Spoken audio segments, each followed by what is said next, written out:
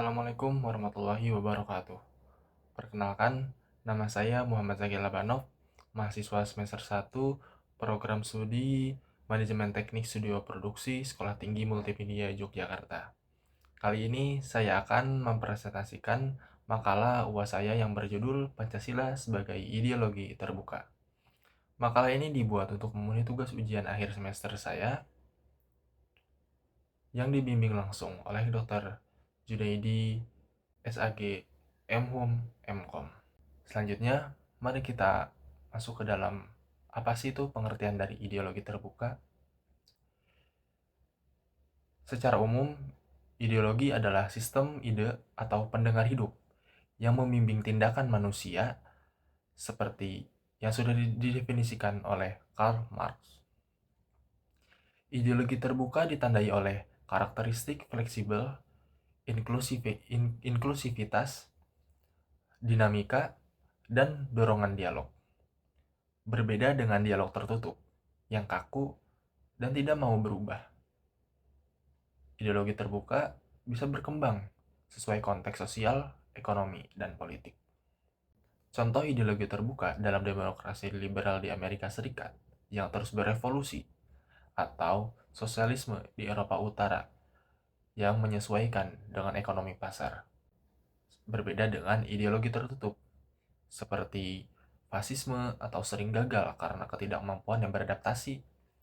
Dalam konteks Indonesia, Pancasila masuk ke dalam kategori ideologi terbuka karena lahir dari musyawarah para pendiri bangsa pada 1 Juni 1945. Sekarang, untuk lebih jelas, mari kita membedah dari Pancasila itu sendiri. Secara historis, Pancasila dirumuskan oleh Soekarno pada 1 Juni 1945, hasil dari perdebatan panjang di BPUPKI. Ini bukan salinan dari ideologi asing, melainkan kompromi untuk mencerminkan keberagaman Indonesia yang sudah menunjukkan sifat terbuka. Agar lebih jelas, mari kita menganalisis sila satu persatu. Kita mulai dari sila pertama.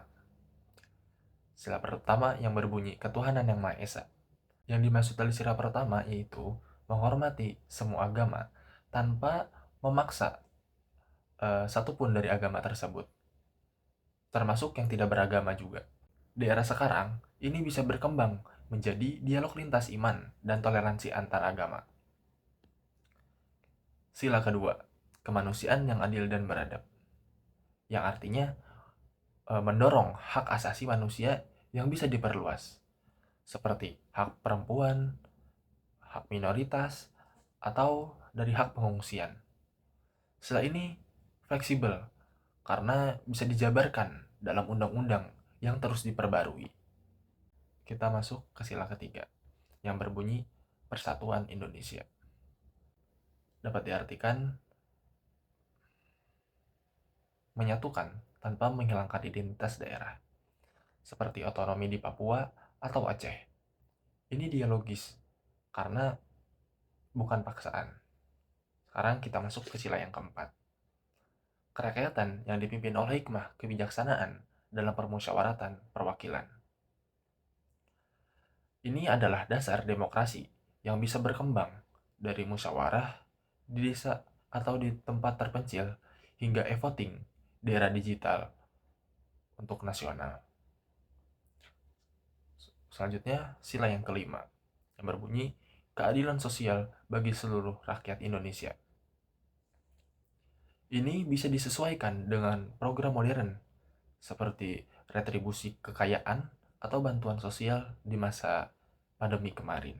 Fleksibilitas Pancasila terbukti dalam perubahan sosial dan teknologi, dengan bukti historis seperti Reformasi 1998 dan TAP MPR tahun 1998, Pancasila bukan kaku, melainkan hidup dan adaptif. Lalu bagaimana peran Pancasila dalam kehidupan berbangsa dan bernegara? Pancasila adalah dasar dari Undang-Undang 1945, sehingga semua kebijakan negara harus berdasarkan Pancasila.